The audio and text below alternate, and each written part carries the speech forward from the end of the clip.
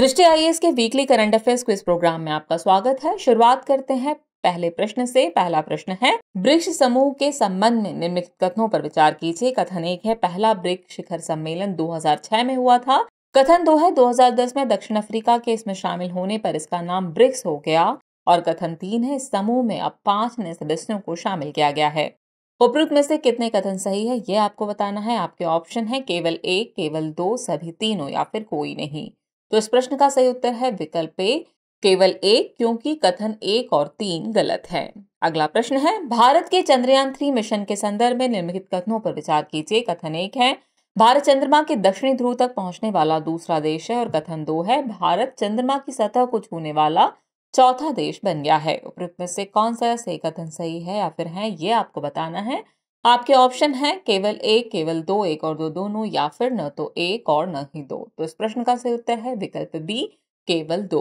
अगला प्रश्न है, इनका वास्तविक नाम एग्नेस गोंजा बोजाशिव था।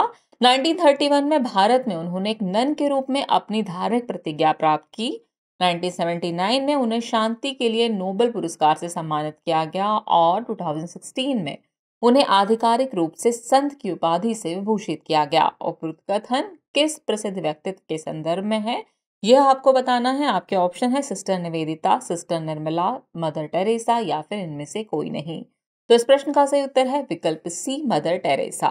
अगला प्रश्न है, ईईई वायरस के संदर्भ में निम्नलिखित कथनों पर विचार कीजिए। कथन 1 है, इसका पूरा नाम ईस्टर्न इक्वाइन एंसेफेलाइटिस वायरस है। कथन 2 है, ये एक मच्छर जनित रोग है। उपरोक्त में से कौन सा सही कथन सही है या फिर है, यह आपको बताना है। आपके ऑप्शन है केवल एक, केवल दो, एक और दो दोनों, या फिर न तो एक और न ही दो। तो इस प्रश्न का सही उत्तर है विकल्प सी, एक और दो दोनों ही कथन सही हैं। अगला प्रश्न है, गवर्नमेंट ई मार्केट प्लेस यानी जैम के संदर्भ में निम्नलिखित कथनों पर विचार कीजिए। कथन 1 है, इसकी शुरुआत वर्ष 2016 में वाणिज्य एवं उद्योग मंत्रालय द्वारा की गई थी। कथन 2 है, यह आपूर्ति और निपटान महानिदेशालय के अधीन एक वन स्टॉप प्लेटफॉर्म है।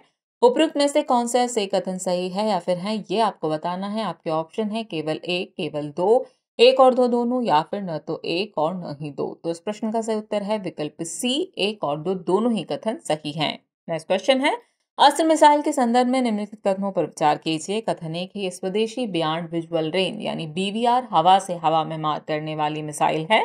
कथन 2 है, इसे इसरो द्वारा विकसित किया गया है। उपरोक्त में से कौन सा सही कथन सही है या फिर है, ये आपको बताना है। आपके ऑप्शन है केवल एक, केवल दो, एक और दो दोनों, या फिर न तो एक और न ही दो। तो इस प्रश्न का सही उत्तर है विकल्प ए, केवल एक कथन ही सही है।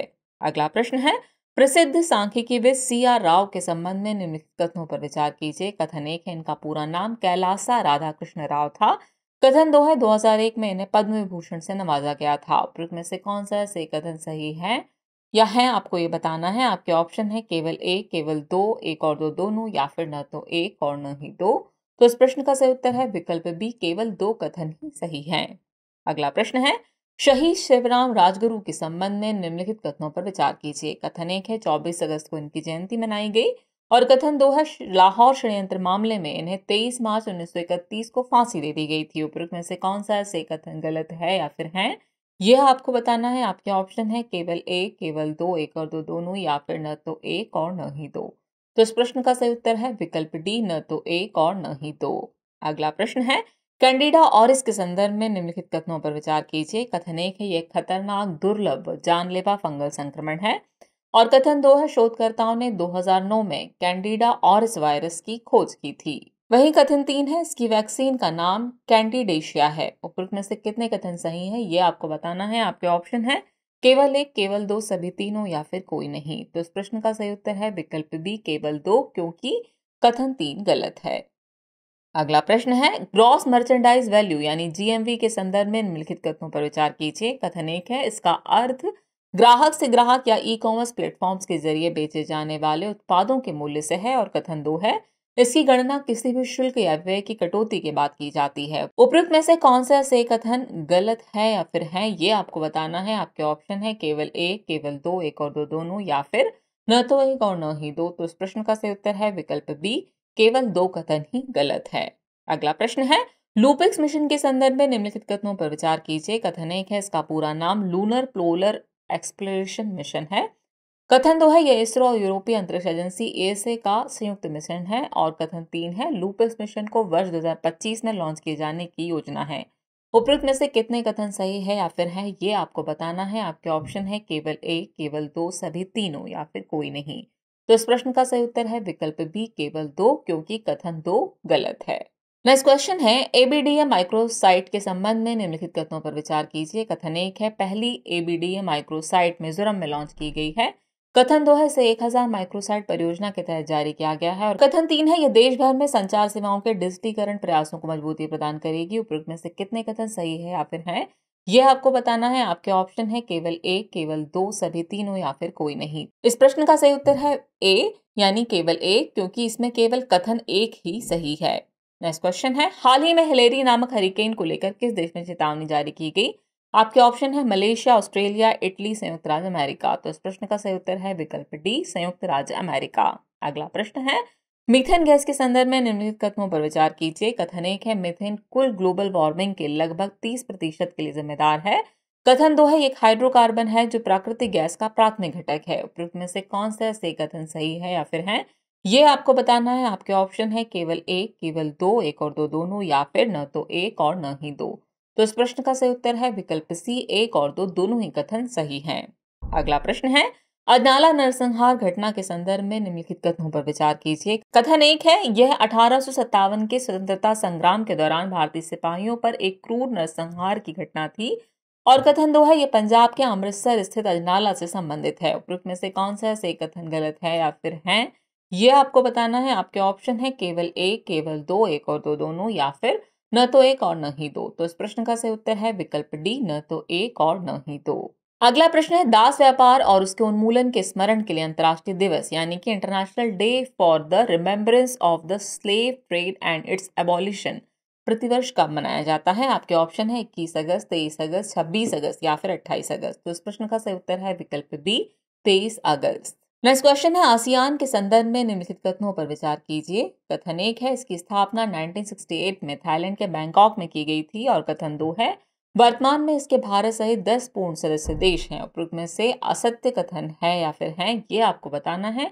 आपके ऑप्शन है केवल एक, केवल दो, एक और दो दोनों, या फिर न तो एक और न ही दो। तो इस प्रश्न का सही उत्तर है विकल्प सी, एक और दो दोनों ही कथन असत्य हैं। अगला प्रश्न है, मालाबार अभ्यास के संदर्भ में निम्नलिखित कथनों पर विचार कीजिए। कथन 1 है, यह क्वाड समूह में शामिल 4 देशों की नौसेनाओं का एक द्विपक्षीय अभ्यास है। कथन 2 है, 2023 में इसकी मेजबानी रॉयल ऑस्ट्रेलियाई नौसेना RAN ने की थी। और कथन 3 है, इसकी शुरुआत 1992 में हुई थी। उपरोक्त में से कितने कथन सही है या फिर हैं, ये आपको बताना है। आपके ऑप्शन है केवल एक, केवल दो, सभी तीनों या फिर कोई नहीं। तो इस प्रश्न का सही उत्तर है विकल्प सी, सभी तीनों कथन सही हैं। नेक्स्ट क्वेश्चन है, मद्रास दिवस के संदर्भ में निम्नलिखित कथनों पर विचार कीजिए। कथन 1 यह प्रतिवर्ष 22 अगस्त को मनाया जाता है। कथन 2 है, 2023 में शहर की स्थापना की 384वीं वर्षगांठ मनाई गई। और कथन 3 है, मद्रास दिवस को मनाने की शुरुआत वर्ष 2004 से हुई थी। उपरोक्त में से कौन से कथन सही हैं, ये आपको बताना है। आपके ऑप्शन है केवल एक और दो, केवल दो और तीन, केवल एक और तीन, या फिर उपयुक्त सभी। तो इस प्रश्न का सही उत्तर है विकल्प डी, उपयुक्त सभी कथन सही हैं। अगला प्रश्न है, हाल ही में भारत में 3D मुद्रित डाकघर का उद्घाटन किया गया। यह पहली व्यावसायिक इमारत है जिसमें 3D प्रिंटिंग तकनीक का उपयोग किया गया है।